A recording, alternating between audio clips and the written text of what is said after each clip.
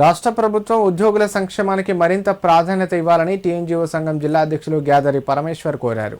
ఉద్యోగుల సమస్యల పరిష్కారంలో ప్రభుత్వం సానుకూలంగా స్పందించేలా సంఘం తరపున నిరంతరం చర్చలు కొనసాగిస్తున్నామని తెలిపారు.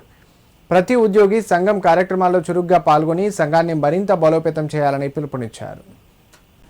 సిద్దిపేట జిల్లా గజ్వేల్ పట్టణంలోని ఐఓసీ కార్యాలయంలో గజ్వేల్ నియోజకవర్గ టీఎన్జీఓ శాఖ ఆధ్వర్యంలో నిర్వహించిన సర్వసభ్య సమావేశంలో ఆయన ముఖ్య అతిథిగా పాల్గొని మాట్లాడారు.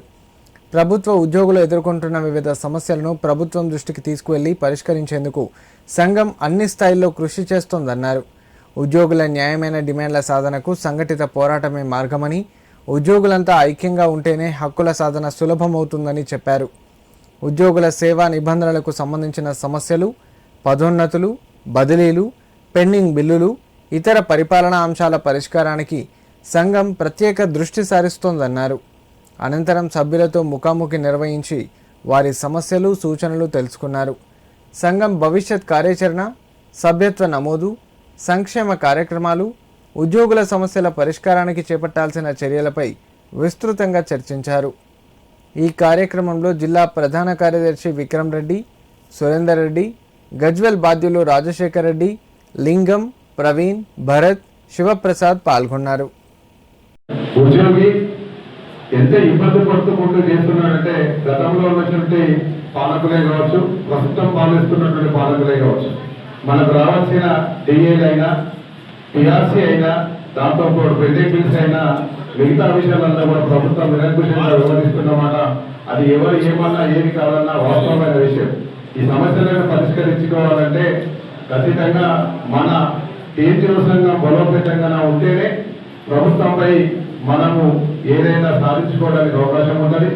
ఎందుకంటే యూనిటీ స్ట్రెంత్ అనే ఆలోచనతోటి మన సంఘంలో ఐక్యమత్యత చాలా ఇంపార్టెంట్.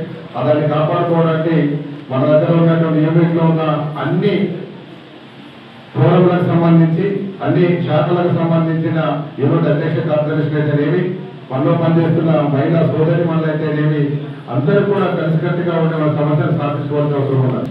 మనకు రావాల్సినవి సంవత్సరాల తరబడి వేలు లక్షల రూపాయల్లో పెండింగ్ ఉంటే దాన్ని పక్కన పెట్టి ప్రభుత్వాన్ని తీసుకోవాల్సింది మాత్రం ఒక్క సెకండ్ ఒక జీవంతో మన జీతాలు కట్ చేసిన పరిస్థితి. ఇట్లే చూసుకుంటూ పోతే భవిష్యత్తులో మన ఉద్యోగుల పరిస్థితి ఏంటి?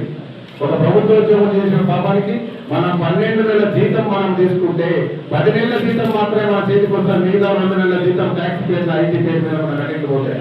ఇవన్నీ మనం మిగిలింది ఏమంటే జిఎస్టీ మీద కానీ ఏ ట్యాక్స్ మీద ఎక్కడ ఏ వస్తువు కొన్నా, ఏది తీసుకున్నా, ఎక్కడ చేసినా కూడా మన ట్యాక్సీల రూపాయలు కటింగ్ పోతాయి. అన్ని పోతే మన మిగిలిన జీతం ఎంత?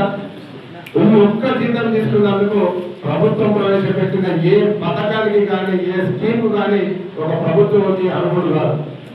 అంటే మన ప్రభుత్వంలో చేరడమే మనం చేసిన పొరపాట, అది కాదు. దయచేసి మనందరం కూడా కలిసికట్టుగా ఉండి ప్రభుత్వంలో పనిచేస్తున్న ప్రతి ఉద్యోగికి రావాల్సినటువంటి ఖచ్చితమైన మన హక్కులను సాధించుకునే దిశగా మనందరం ప్రయత్నాలు చేయాల్సిన అవసరం